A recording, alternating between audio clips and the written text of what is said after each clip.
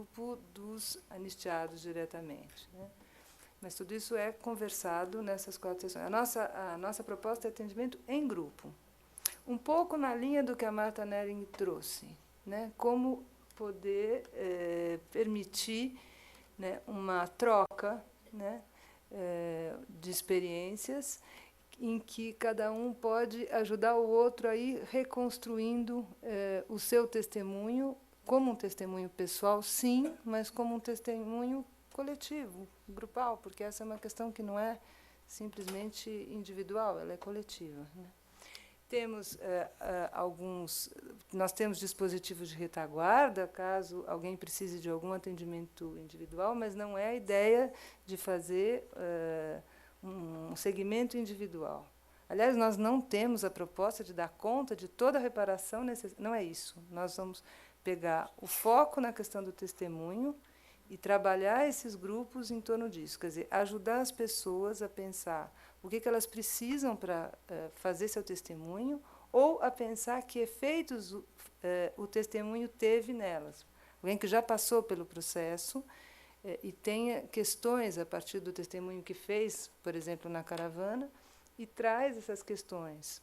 Ou alguém que passou e está levando um filho, ou, sei lá, um irmão, alguém que tem também necessidade de falar disso.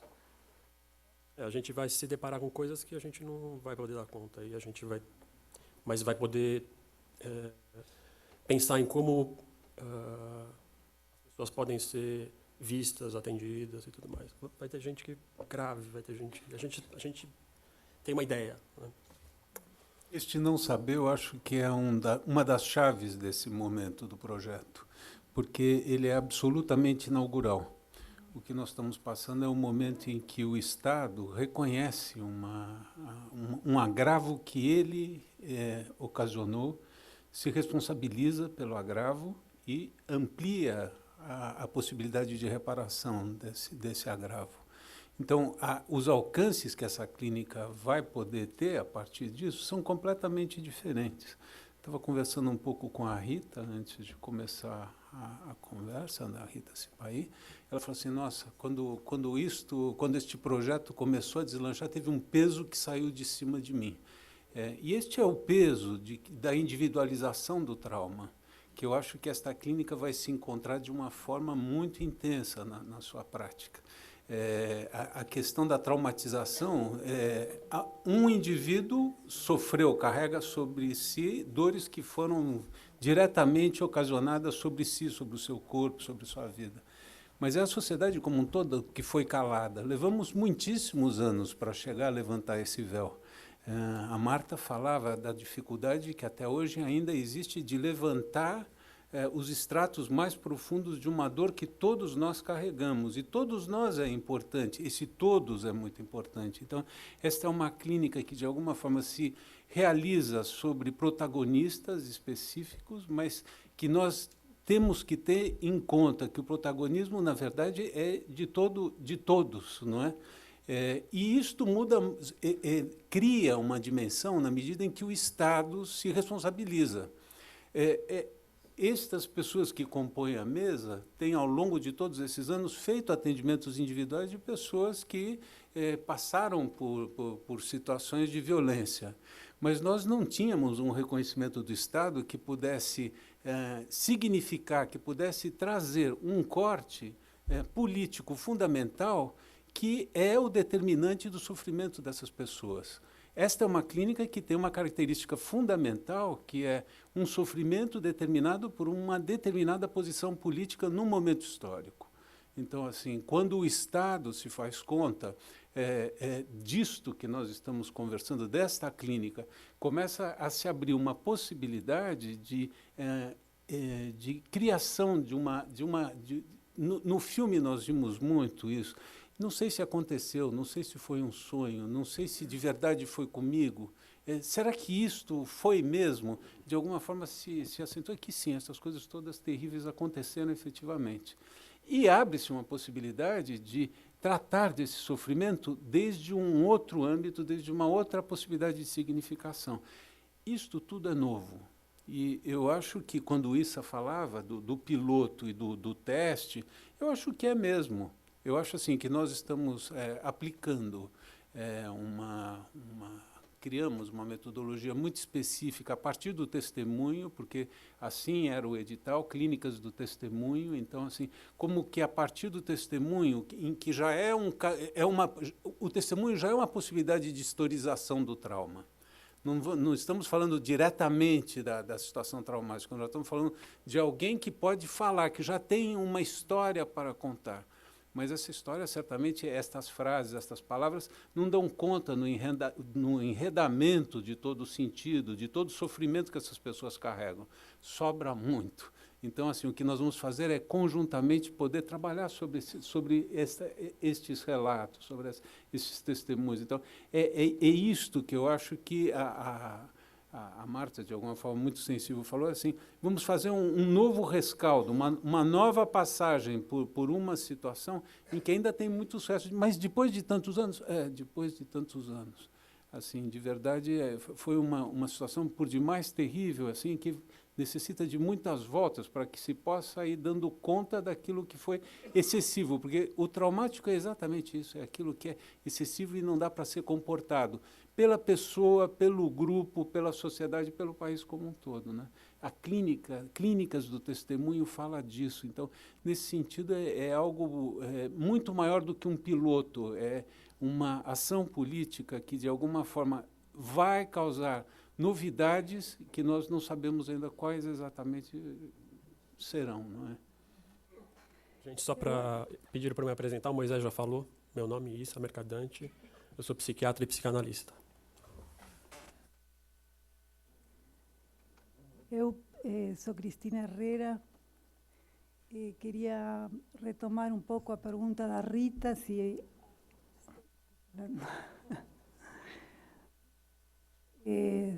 a disponibilidade é ilimitada, não? Uma pergunta interessante, porque acho que é um pouco o impacto desse filme, não? Que a Marta e a Maria fizeram, traz uma questão, não? Porque a Marta começou falando que ela não sabia que ia ter a repercussão que teve esse filme, nem os desdobramentos, nem os efeitos, não? Então, acho muito importante poder partir desse recorte de início e poder, digamos, transitar junto com o próprio processo de acompanhar os testemunhos, a possibilidade de abertura disto, não? E eu penso que, nesse sentido, esta questão do testemunho é importante que este trabalho de processamento do testemunho seja em grupo. A gente pensou muito nessa direção de politizar, não, o testemunho, no sentido de fazer público esse testemunho, de comprometer a sociedade nesse testemunho, não? E de não tomar esse sofrimento e esse percurso como algo privado de aqueles que passaram pela violência do Estado ou que foram familiares de pessoas que passaram diretamente por essa violência.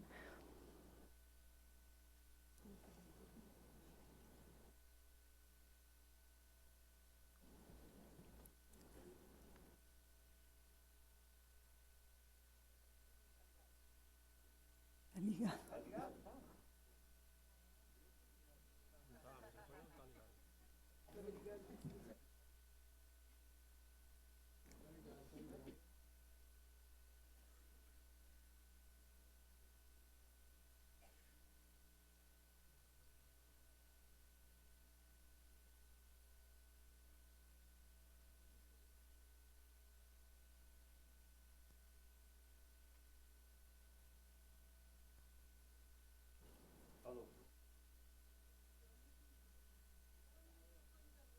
Isso.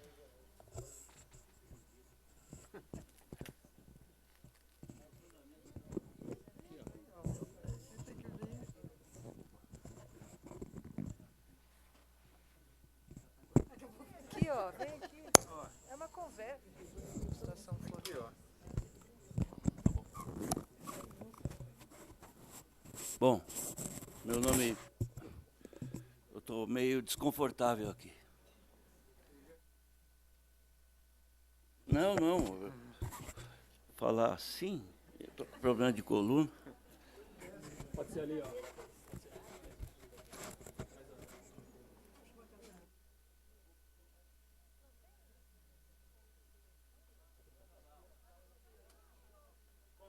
Meu nome é Emílio Ivo, eu sou anistiado político, né?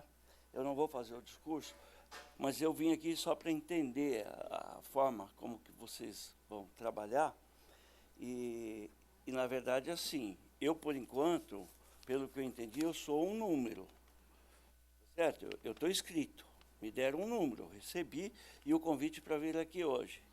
Então, a minha primeira pergunta é, eu não entendi qual que é o critério, porque se são 70 mil perseguidos, o grupo aqui vai trabalhar com 700, são vagas limitadas a 700, se eu sou 109, me parece que é isso, qual vai ser o critério de vocês para chamar as pessoas? E já entendi que não vai ser chamada individual, vai ser chamada coletiva, tá certo? É isso que eu entendi. Agora, a pergunta inicial é essa. Qual vai ser o critério? São cinco clínicas que vão ser oferecidas, é isso? E aí, eu estou em qual clínica? Quem vai me chamar? Ou vai ser um sorteio? Bom, eu estou brincando quanto ao sorteio. Eu tenho outra pergunta depois para fazer. Mas a segunda eu vou fazer logo. Boa. Então é o seguinte, eu sou um cara que preciso desse atendimento. Não há a menor dúvida. Eu estou falando hoje aqui depois de 40 anos. Nunca participei nem de grupo, nem de discussão, nem de coisa nenhuma. Só que eu tenho uma outra pessoa, ou outras pessoas da minha família. Por exemplo, a minha mãe está numa situação pior do que a minha, até hoje. Porque ela cuidou de um guerrilheiro, de um grande companheiro. Ela cuidou durante bom tempo. Depois que ela cuidou dele, ele continuou sendo perseguido, fugiu e ele foi morto. Ele foi assassinado aqui em São Paulo. Que é o Luiz Eurico Teixeira Lisboa, o marido da Suzana. Minha mãe cuidou dele. E hoje, até hoje, ela está viva. Só que ela tem 8 filhos. 4 foram perseguidos políticos. Um pior do que o outro. Então, a questão é assim. E aí? A família. Então, ok, eu vou participar se me chamarem. E a família, como é que pode se compor? Quer dizer, eu não quero me apressar, porque talvez, não é? A gente, quando se apresenta numa coisa que é absolutamente nova, a gente quer resposta imediata, mas também eu posso aguardar uma outra oportunidade. Agora, eu gostaria de ser chamado para conversar com alguém. Eu não sei, são 3, 6, 7, mais o nosso companheiro lá, que parece que é gaúcho. Então, é isso. Com o Adriano Diogo eu falo, com o Rafael Martinelli também eu falo, meu psicólogo.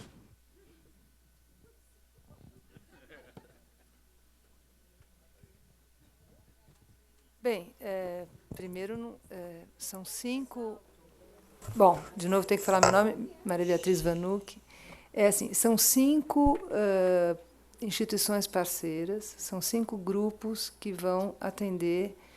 Evidentemente, esses grupos e esses projetos não vão dar conta de 70 mil processos de anistia. As pessoas se inscrevem e serão chamadas por ordem de chamada, por ordem de inscrição.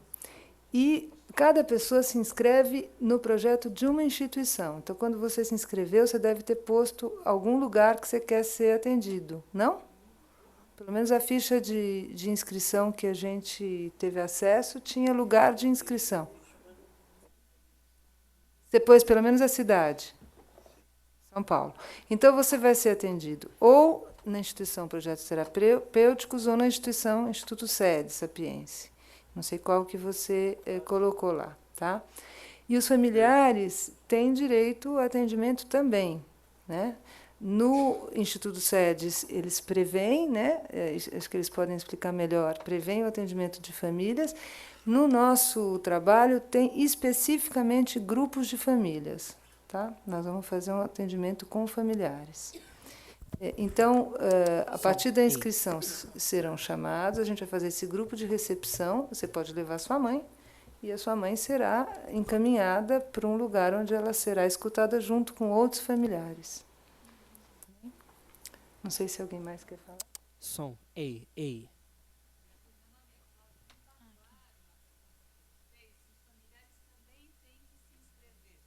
Tem. Eles têm que se inscrever também.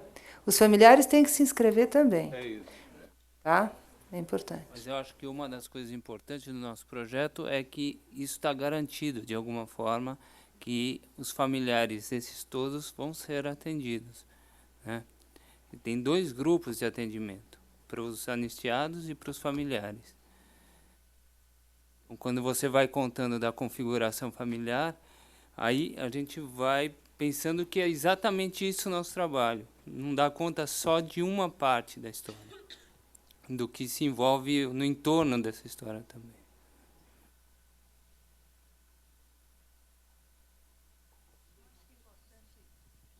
Tem alguém? Sim. Quando o Rafael... Oh, desculpa.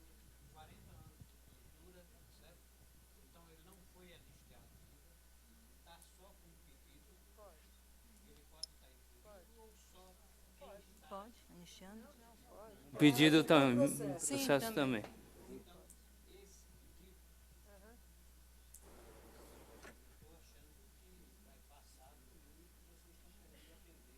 Por isso que é um projeto. Certamente vai passar.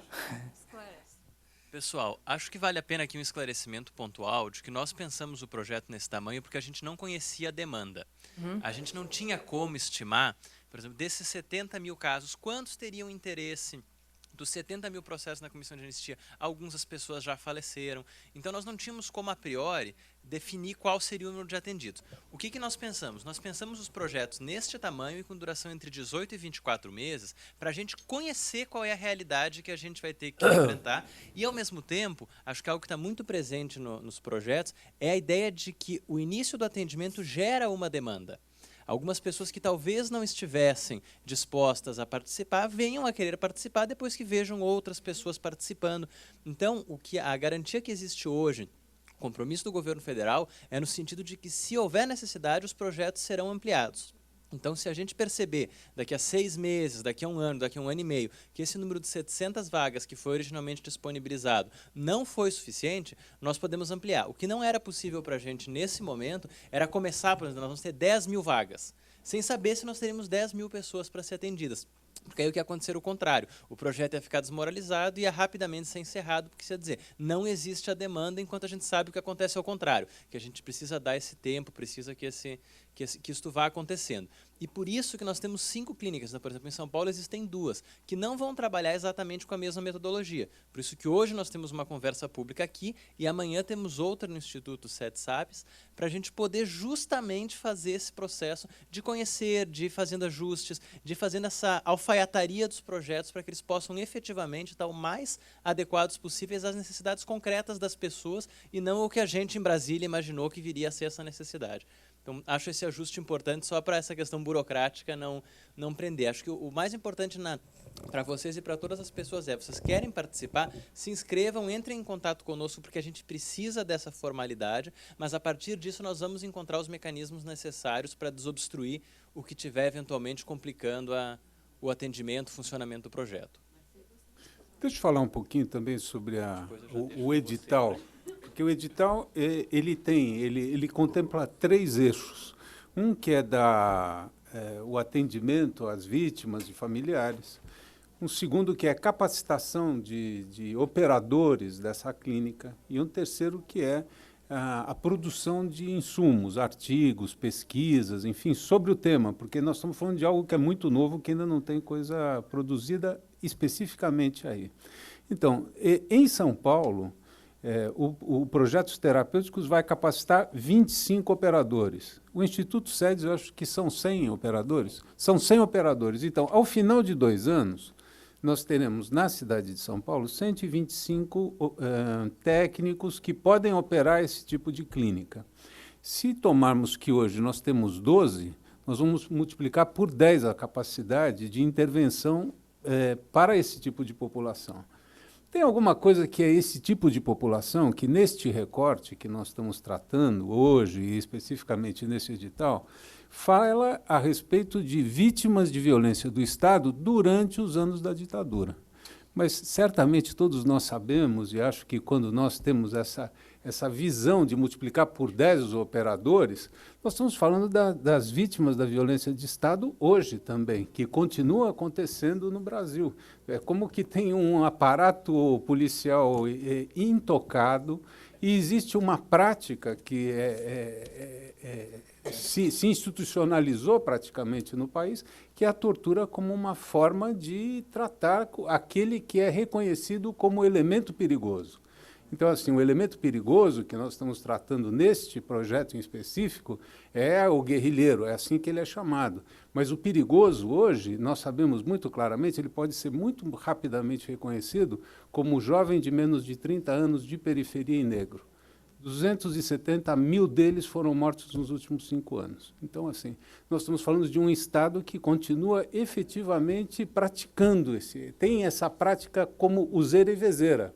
Então, assim, quando nós estamos pensando em capacitar 10 vezes mais do que o número de técnicos que nós vamos ter operando neste ano e no próximo, nós estamos também continuando a aspirar a um país onde isto possa ser tratado também, onde essa questão possa ser reconhecida pelo Estado e que o Estado se faça cargo desse tipo de violência que continua praticando contra o cidadão brasileiro, né?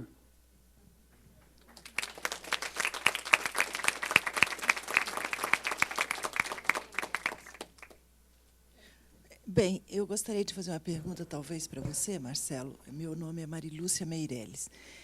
Sobre o projeto da Anistia para ampliar mais essas clínicas por todo o Brasil, né, porque, na medida que está concentrado mais aqui no eixo Rio, São Paulo, Porto Alegre, eu queria saber se há esse projeto a curto prazo e como é que também se deu a divulgação junto aos anistiados dessas clínicas do testemunho.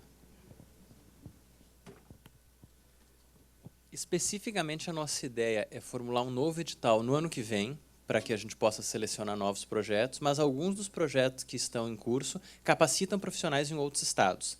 Eu já vejo o pessoal aqui atrás concordando, porque a ideia foi essa, a gente poder conseguir que outros espaços pudessem se envolver, e a gente deve abrir um novo edital só no ano que vem, justamente porque a gente precisa desse ciclo de maturação. A gente precisa entender o que aconteceu, ter um feedback do que precisa ser melhorado, do que deu certo, do que não deu, o que precisa ser alterado, orçamento, entraves burocráticos, para daqui a um ano e um pouquinho, poder abrir um novo edital e aí permitir que novos processos aconteçam. A seleção dos locais, ela não se deu por um critério de priorização geográfica, ela se deu pelas instituições que se inscreveram para participar do processo seletivo que foi conduzido ano passado. Nós abrimos o processo, ele foi divulgado em diversos jornais de circulação nacional e nós recebemos 12 projetos. Nós só tínhamos orçamento para contratar 4. O 5º projeto que entra portanto, os 4 que ficaram colocados, todos foram aprovados, só que somente 4, os 4 melhores colocados foram efetivamente contemplados por limitação orçamentária, mas o governo de Pernambuco decidiu instalar o 5º com verbas próprias. Então, a gente conseguiu também esse upgrade na rede, porque a ideia é que os projetos trabalhem em rede. A ideia é que daqui a um ano a gente consiga lançar um edital mais específico, portanto, aprimorado, para daí, novamente, encontrar novos parceiros. E aí, evidentemente, se nós percebemos que a demanda é maior, a nossa ideia é disponibilizar um orçamento maior. Já existe essa intenção dentro do Ministério da Justiça para fazer isso. A única questão é que a gente precisa realmente mapear.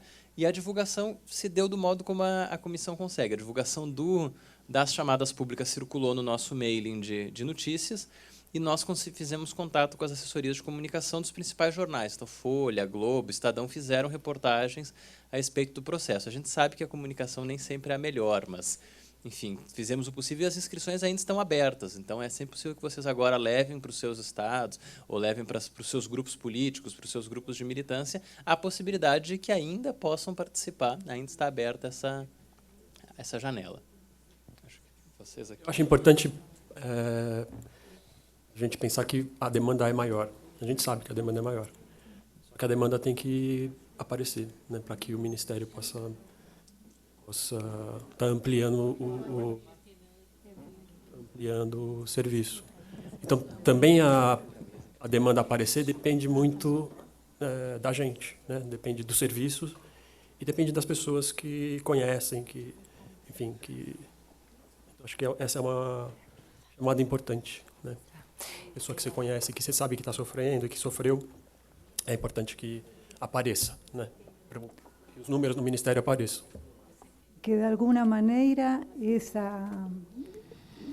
esses processos possam começar a circular, como falas, ¿no? Que esse discurso possa ser público, ¿no? Porque que a demanda mas tem uma demanda extremamente silenciada, ¿no? Faz muitos anos. A ideia, eu sou Maria Cristina Ocares e faço parte do projeto Clínica do Testemunho Instituto Sede Sapiência. Em princípio, convido a todos vocês, ou que vocês convidem outros companheiros, outros colegas. Amanhã a gente vai fazer uma conversa pública às 19h no Instituto Sedes e vamos trabalhar, como estamos trabalhando hoje, com respeito a quais são as perspectivas de apoio psicológico aos amnistiados.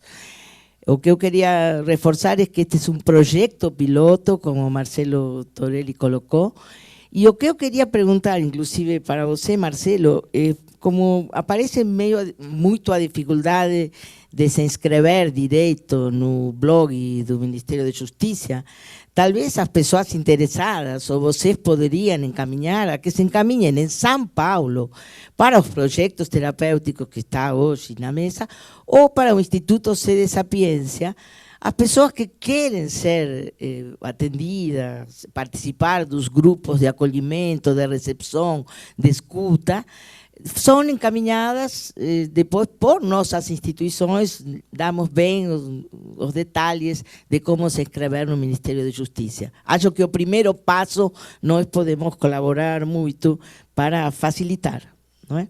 Então, muito obrigada.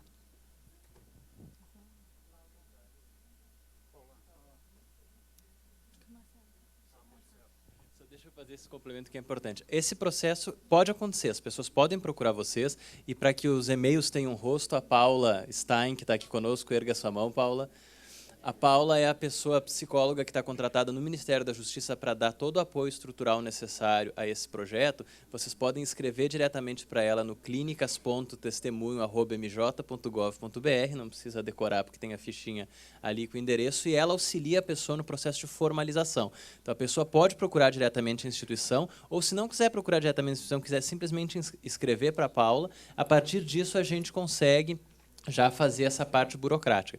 O que é importante do ponto de vista burocrático é que a gente precisa registrar que a pessoa buscou o projeto, inclusive porque é isso que vai nos indicar depois, quando a gente for pedir mais orçamento para fazer um projeto maior, eu vou ter que dizer, eu tive uma demanda de um tamanho X. Se eu não tiver a demanda registrada, vai ser uma estimativa, a estimativa não vai funcionar, então sempre vai ter que ter essa fase de formalização. Mas não há nenhum problema que a pessoa procure primeiro a clínica do testemunho que ela pretende frequentar, seja aqui, seja no SEDES, seja em outro estado, e depois formalize. A gente só vai precisar da formalização em algum momento, mas a Paula está orientada nesse sentido. Inclusive, as fichas que nós recebemos incompletas ou e-mails sem fichas, nós cadastramos, complementamos as informações depois, se necessário a gente faz contato telefônico, porque essa parte da formalidade ela é secundária. O importante é que as pessoas realmente consigam acessar a clínica.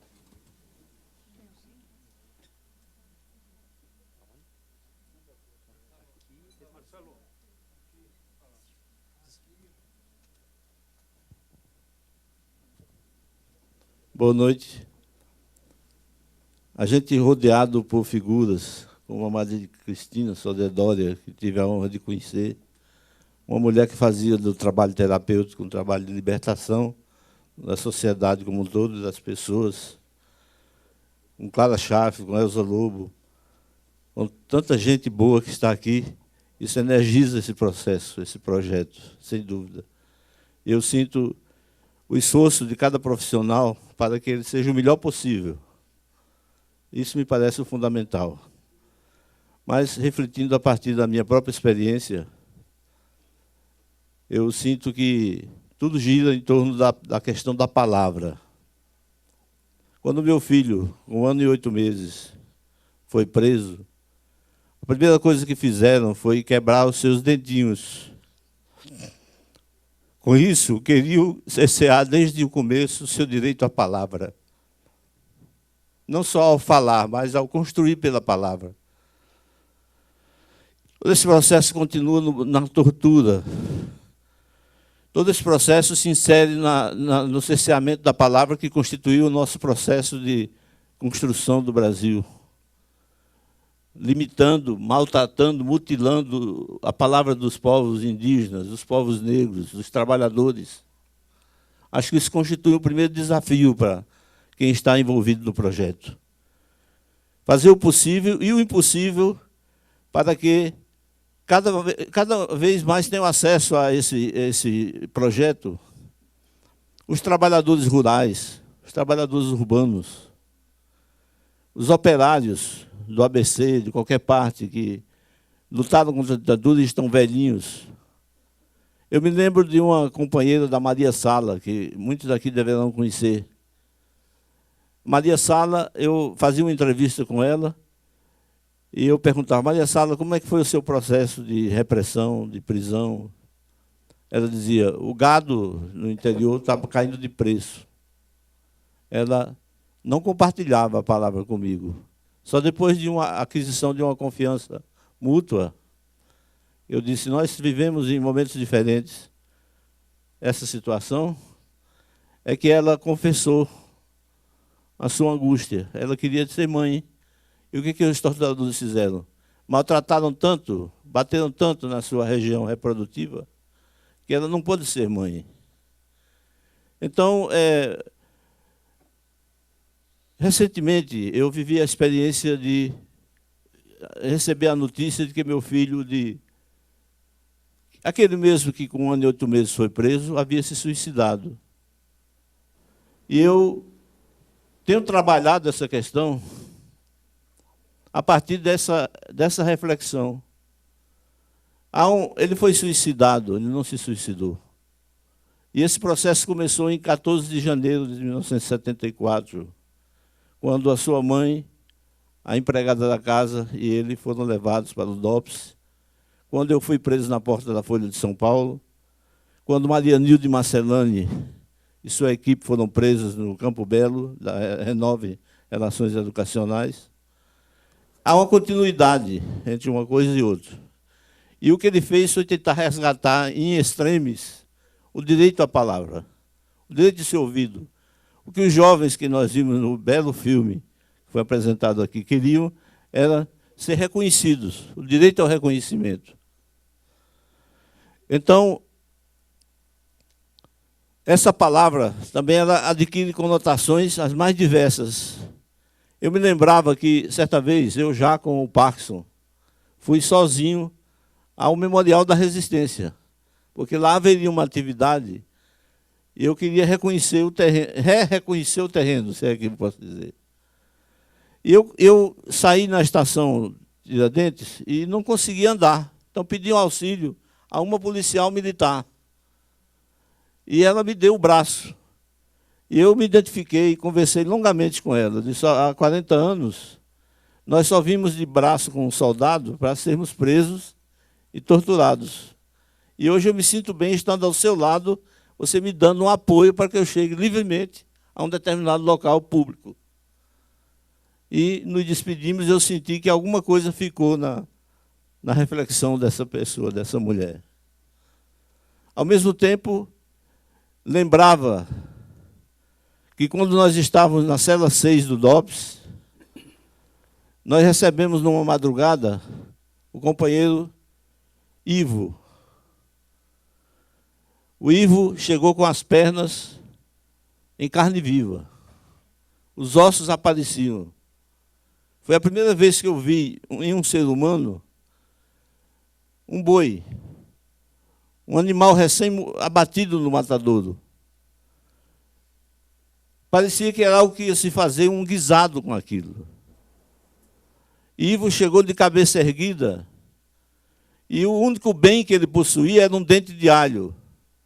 Ele queria distribuir esse dente de alho por 14 presos políticos.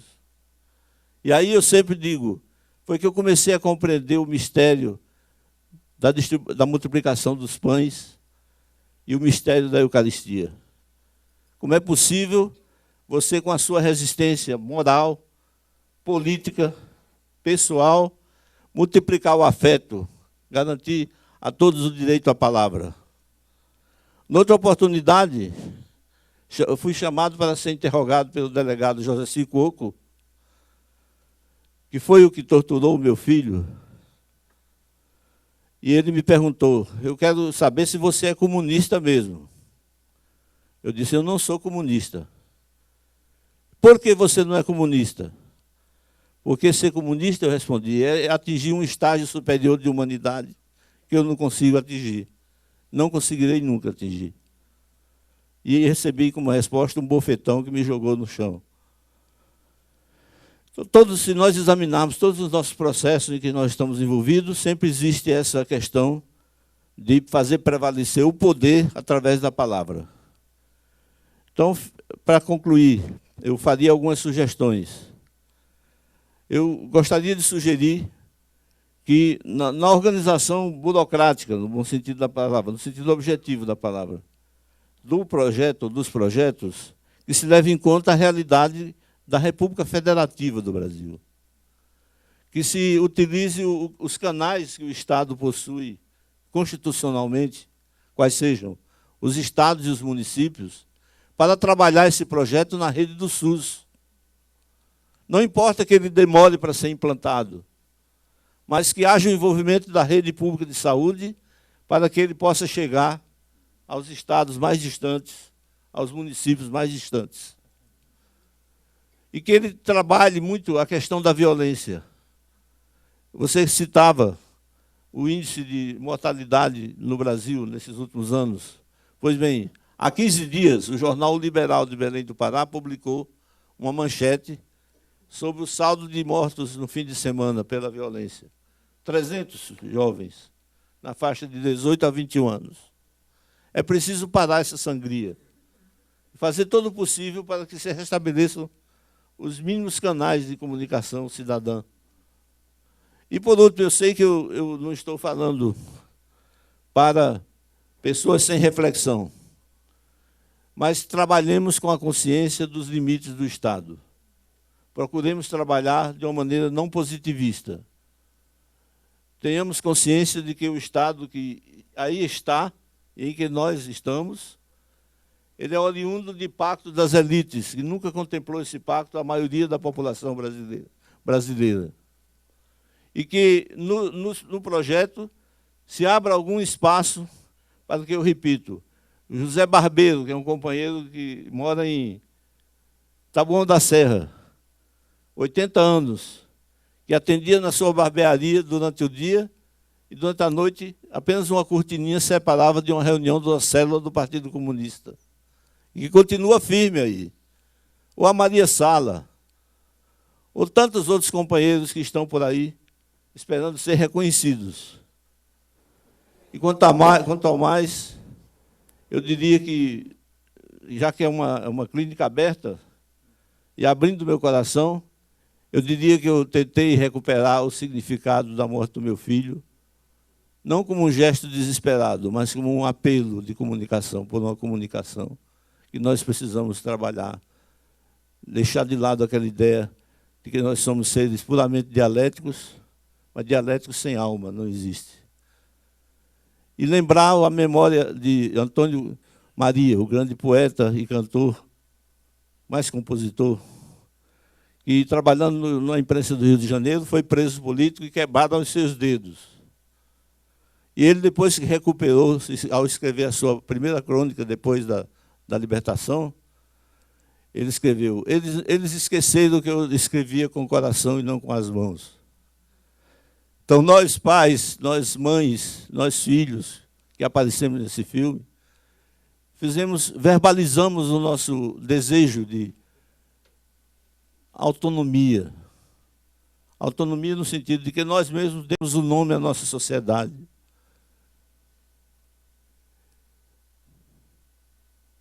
Encontremos as respostas que forem possíveis, mas com um coração disponível como esse. Eu saúdo vivamente, emocionado, esse projeto. Desejo que ele se reproduza e chegue aos mais distantes lugares do nosso país. Muito obrigado.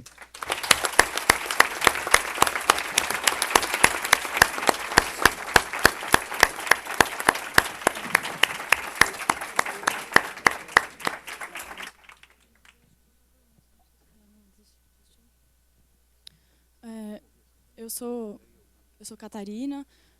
Eu queria aproveitar esse gancho que foi dado a respeito da continuidade de violência do Estado.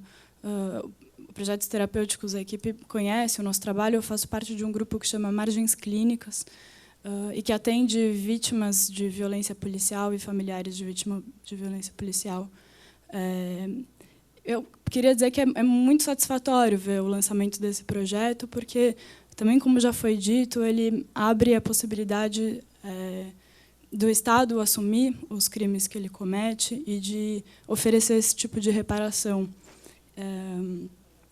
O grupo do qual eu faço parte luta pela instauração do atendimento psicológico como forma de reparação também. Então, é muito, muito satisfatório. Eu só queria, enfim, contar desse projeto, dizer que a gente está pensando isso, pensando em formas de levar essa discussão a público e com os vários níveis de governo, e que a gente tem muito a aprender com essas experiências aqui em São Paulo, lá no Rio, enfim, com os outros parceiros também, e que a gente espera que isso traga frutos e que, de fato, como o nosso companheiro falou, esse tipo de política possa atingir toda a amplitude da população, chegue como uma forma de política pública mesmo. É isso. Obrigada.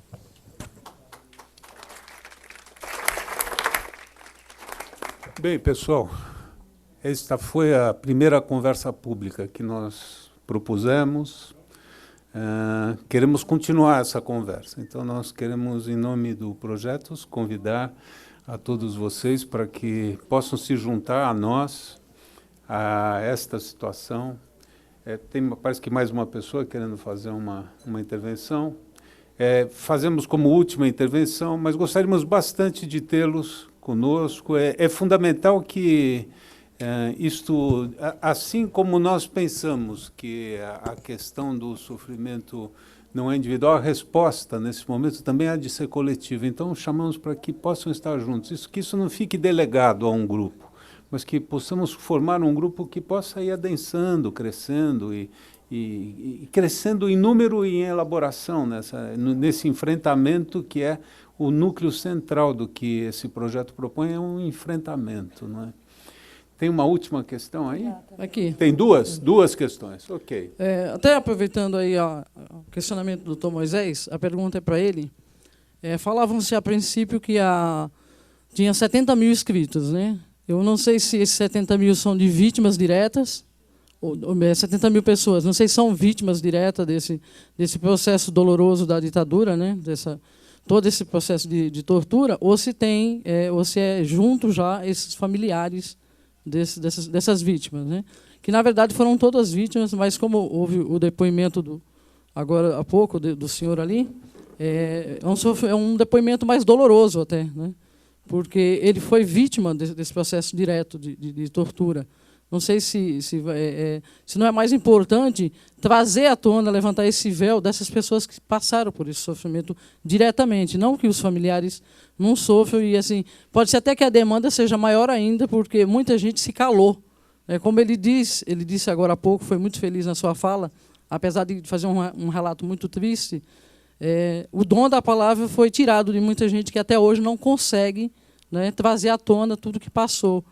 E até pegando o gancho da nossa colega ali, eu trabalho em vara de família, mas a gente dá atendimento também na área criminal. E há poucos dias mesmo me procurou uma senhora que o filho dela foi executado na frente dela. Uma pessoa que era doente mental, foi provado isso, e que até alguns integrantes que se encontram na Comissão de Direitos Humanos acaba não atuando de uma forma clara para identificar essas pessoas e que elas, de fato, paguem por isso. E foi um policial que executou o filho dessa senhora. E o Estado disse, não, ela não merece uma reparação porque ele estava de folga. Mas ele usou a arma do Estado, ele usou a moto do Estado. E ainda, quer dizer, e ela não sabia disso. Até a pessoa dos direitos humanos, quando eu entrei em contato, por eu não atuar na área criminal e sim na área de família, não, mas ela merece uma explicação. É uma mãe que está sofrendo, uma mãe que perdeu seu filho de uma forma brutal e que, assim, que foi alegado legítima defesa. Como é que você diz que executa alguém em legítima defesa que é doente mental e que não portava arma alguma? E, assim, ela não teve nem a reparação dos danos morais pelo Estado e nem a satisfação de dar uma clareza para ela. Então, eu acho que é importante trazer essa clareza, porque, como disse o doutor Moisés, nós estamos hoje uma calamidade de matando os nossos negros, nossos irmãos jovens e negros, porque é um resquício ainda do período da escravidão. A princesa Isabel assinou nossa Lei Áurea, mas jogou nossos irmãos negros por aí. Ao Deus dará. Quer dizer, não teve uma política de acompanhamento e continua até hoje, que é o que a gente vê no nosso sistema carcerário, principalmente nas periferias. A maioria são negros, pobres e abandonados pelo Estado. Isso precisa mudar. Obrigado.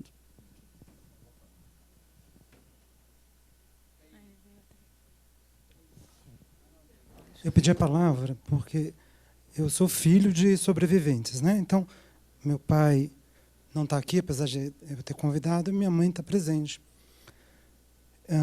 Eu, considerando a colocação que a militante fez, eu também tenho uma consideração a fazer, porque eu acredito, a partir dos dados que eu tenho, que a gente vive um verdadeiro holocausto. É uma guerra civil contra uma classe social, que está representada na figura dos negros, etc.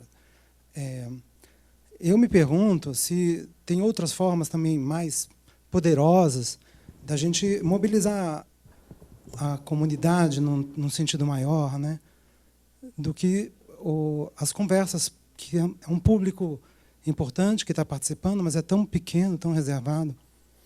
Eu me lembro da experiência que o Spielberg fez de colocar publicamente as imagens das pessoas que queriam falar sobre o Holocausto. Colocar essas imagens acessíveis ao público, porque eu garanto que a Globo não vai dar espaço para... Né? E quando eu era criança, eu sentava na frente da televisão e esperava que o presidente Ernesto Geisel dissesse alguma coisa dos meus pais que estavam presos. E eu acho que só o Estado, não o regime, o Estado só pode fazer uma reparação para mim no momento que ele me der essa resposta. Eu não aguardo essa resposta. E mais, eu também exijo do Estado que dê uma resposta pessoal para mim, no sentido de que eu era uma criança de 11 anos e eu não podia escrever sequer isso numa redação. Então, eu levei para o resto da minha vida isso, porque uma professora de português, numa escola pública de Lermando, na Lapa, ela me disse que, se um dia eu ousasse falar essas coisas que eu colocava na redação, ela iria me denunciar. E eu jamais poderia ser um homem público. Eu exijo ser público, sim, e eu exijo que o meu testemunho esteja numa rede disponível para quem quiser acessar o meu depoimento, saber que eu estive, passei, vivi, morri. Eu tenho a minha história. E mais, a gente representa um extrato que sofreu essas consequências, mas é o que está sendo colocado aqui. As pessoas continuam sofrendo as consequências desse Estado que não se transformou, ele continua sendo extremamente repressor, brutal, assassino, né? E essas questões continuam politicamente isoladas. Não tem ninguém que dê tessitura para elas e diga, isso aqui compõe uma história só. Então, eu acho que a gente pode fazer muito mais que isso. Eu acredito no aspecto terapêutico, sim, porque eu acho que o aspecto terapêutico vai ajudar as pessoas a fazerem o depoimento que elas querem fazer.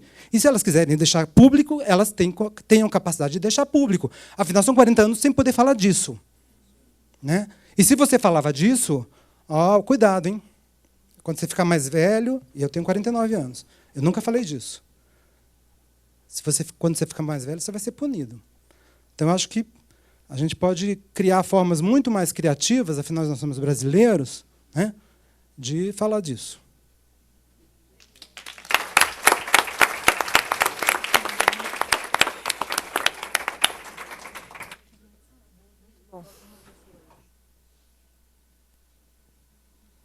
Eu só me inscrevi para parabenizar aos companheiros e colegas pelo desafio que assumiram. Primeiro me chamou a atenção, tanto na fala do Moisés como do Eduardo Locice, o reparo e o cuidado quando usaram a palavra Estado. Em segundo lugar, equipar a psicanálise, o lugar do psicanalista é o do testemunho. E trata-se da clínica do testemunho. E, por último, o grande desafio, que é como será escrita esta história. Só isso.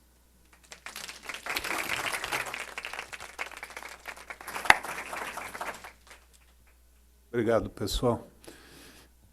Prossigamos. Amanhã tem outra.